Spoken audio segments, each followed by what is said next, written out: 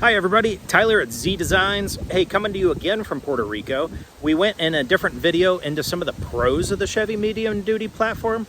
Today I wanted to go into some of the cons, some of the things that are downside compared to the lighter duty trucks, the 2500s and the 3500s, as well as compared to the Dodge or the Ford medium duty offerings. So the first and probably the biggest I hear almost everyone complain about with these trucks is the ride.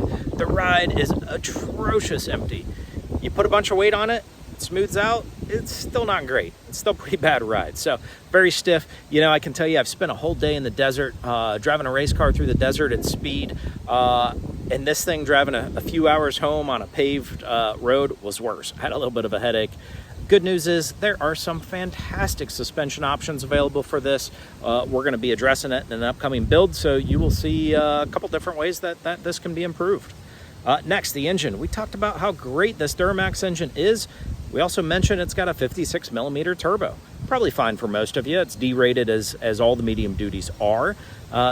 This engine can still go to 500 plus horsepower, but the turbo starts to choke out. So really getting a turbo in that 60 plus millimeter range will open these things up, let them breathe, let them run cooler from an AGT standpoint. It's quite easy to push them in 600-700 horsepower range when you do that. So we'll be addressing that. We're not going to deal with this tiny choked off engine. We're going to address it, keep it emission compliant, but we're going to address it so it's running quite a bit better. Next, ground clearance.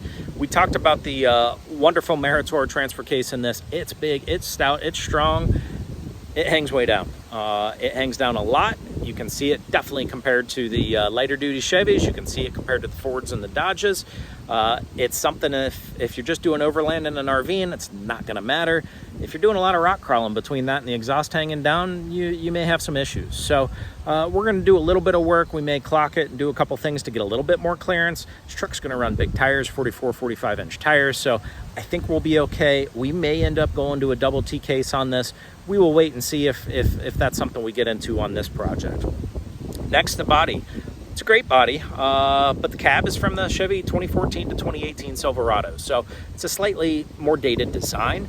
For me personally, it doesn't matter, but for those that want the latest and greatest of everything, it's a little more dated than what you're going to get in in a new Chevy dually, a light duty dually.